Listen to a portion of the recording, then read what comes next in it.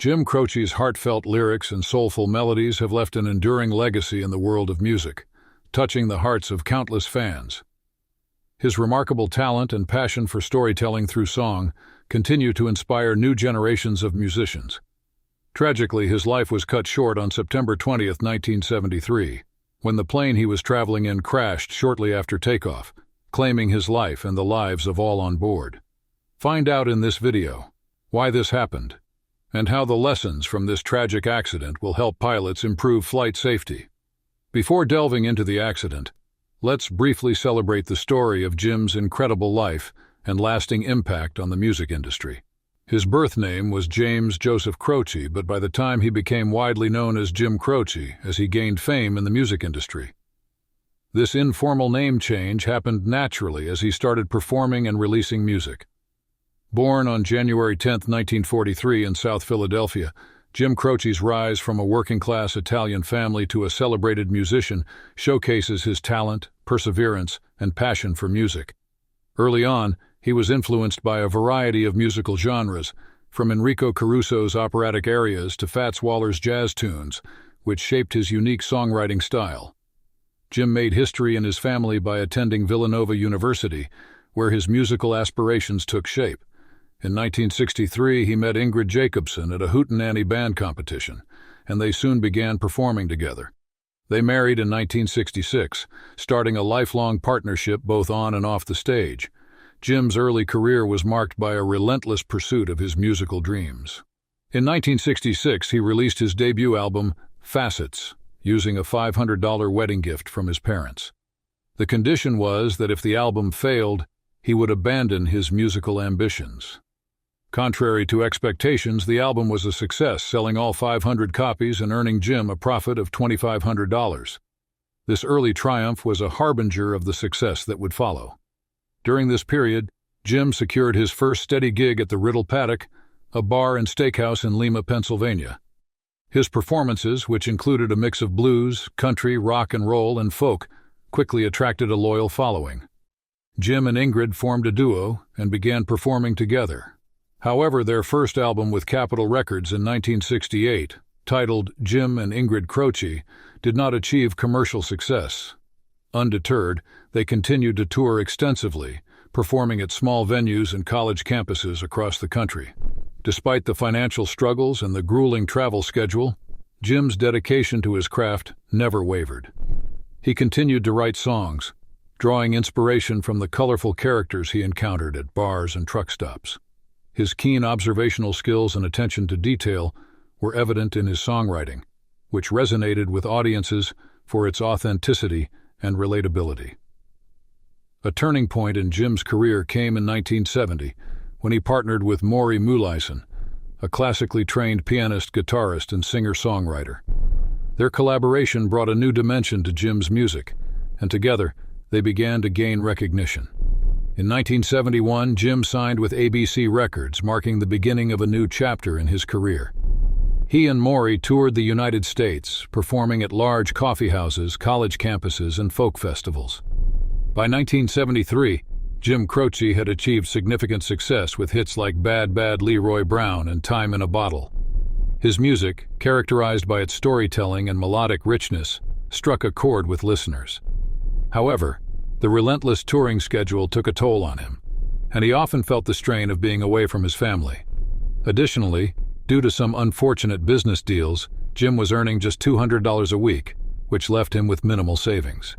His wife Ingrid recalled, "There was never a time when we weren't immersed in music.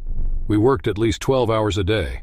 But I believe Jim was really getting into writing and had aspirations to venture into movies." Despite these challenges, Jim's commitment to his music remained steadfast. Jim planned to take a break after his tour to finally settle down with Ingrid and their son AJ. However, on September 20, 1973, just one day before the release of his lead single I Got a Name from his fifth album, tragedy struck. At this juncture, Jim Croce was at the zenith of his career, flourishing on his Life and Times tour.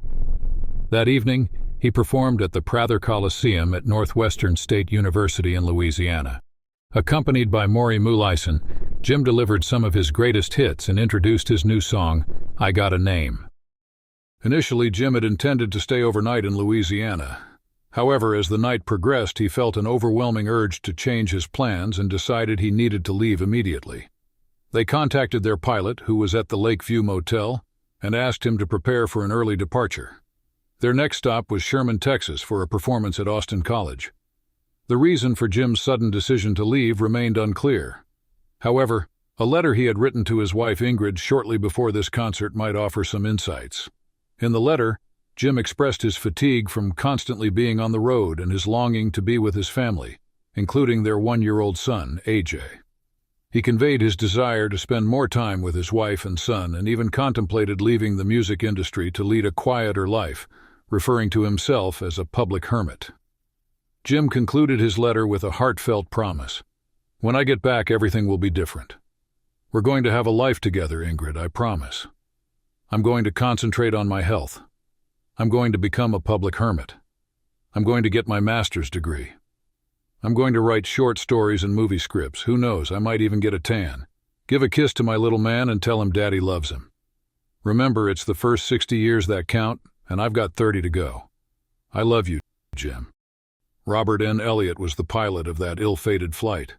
By the time of the crash, he was having 1,190 hours of total flight time and 1,190 hours in the Beechcraft 18 airplane. At the age of 57, Elliott had recently recovered from a heart attack he suffered 5 months prior to the crash. On the night of September 20th, 1973, Elliott was called to prepare for an early departure from the Lakeview Motel to the Natchitoches Regional Airport. Due to the lack of available taxis, he had to walk and run the 3 miles to the airport, which left him visibly exhausted. Jim, along with his bandmate Maury Muleisen, comedian George Stevens, manager and booking agent Kenneth Cortese, and road manager Dennis Rast, boarded the Beechcraft E-18S plane. The pilot meticulously performed his pre-flight checks, ensuring everything was in order. Jim took his place in the co-pilot seat as the engine roared to life, shattering the evening's tranquility. However, moments after takeoff, disaster struck. The plane barely cleared the runway before colliding with a pine tree approximately 250 yards away. The impact resulted in a catastrophic crash near Highway 1, claiming the lives of everyone on board instantly. Jim was just 30 years old. Dan McDonald, a sophomore at Northwestern State and a reporter for the student newspaper, was among the first to reach the crash site. He described the scene, stating, "The front half of it, you couldn't tell it was a plane. The back half was still intact, but the front half was just demolished. All you saw was fiberglass and twisted metal." Ironically, the tragic news of the crash catapulted Jim Croce to fame, with much of his success occurring posthumously. His untimely death led to one of the largest posthumous sales booms in music history. At the 1974 American Music Awards, Jim was honored as favorite male vocalist in the pop rock category. His songs dominated the charts, with "Time in a Bottle" reaching #1 in 1974, its poignant lyrics seemingly foretelling the brevity and value of life. But there never seems to be enough time to do the things you want to do once you find them. The National Transportation Safety Board's NTSB findings highlight several critical factors that contributed to the crash. The pilot's impaired vision, due to both physical limitations and foggy conditions, played a significant role. The discovery of marijuana and other controlled substances in the pilot's remains, as well as various drugs in the passengers' luggage and on their bodies, raises serious concerns about the overall safety and decision-making on that flight. The pilot, at 57 years old, had severe coronary artery disease and had exerted himself by running 3 miles to the airport. This physical strain could have further compromised his ability to safely operate the aircraft. Despite his extensive experience, with 1,290 hours of total flight time and 1,190 hours in the Beechcraft 18, these combined factors created a dangerous situation that ultimately led to the tragic crash. Further analysis highlighted pilot error, particularly his choice to take off downwind into a black hole of pitch darkness, which severely restricted his visual cues. Taking off downwind requires a higher ground speed and a longer runway, as the plane needs more distance to become airborne. Typically, pilots prefer to take off into the wind, which reduces ground speed but increases airflow over the wings, generating lift. This allows for a shorter takeoff distance and a steeper climb, helping to avoid obstacles like the pine tree that caused the crash. However, following the crash, there was debate over whether the pilot's negligence or a heart attack was to blame. Given his medical history, it's plausible that he experienced heart attack symptoms, possibly triggered by his jog to the airport. From these factors that led to Jim Croce's airplane crash, several important lessons can be drawn for pilots to ensure flight safety. Firstly, maintaining good health is crucial. Pilots must prioritize their health and undergo regular medical checkups. Severe health conditions such as coronary artery disease can impair a pilot's ability to operate an aircraft safely. Physical exertion, like running to the airport, should be avoided before a flight to prevent any adverse effects on the pilot's condition. Secondly, ensuring clear visibility is essential. Flying in poor visibility conditions such as fog can be extremely dangerous. Pilots should avoid taking off or landing in conditions where visibility is significantly reduced. If necessary, they should wait for better weather or rely on instruments to aid navigation. Avoiding impairing substances is another critical lesson. The presence of marijuana and other controlled substances in the pilot's remains highlights the need for pilots to avoid any substances that could impair their judgment or reaction time. Strict adherence to regulations regarding substance use is essential to maintain safety. Making safe takeoff decisions is also vital. The pilot's decision to take off downwind into a black hole of pitch darkness was a critical error. Pilots should always prefer to take off into the wind, which helps reduce ground speed and increases lift, allowing for a shorter takeoff distance and a steeper climb.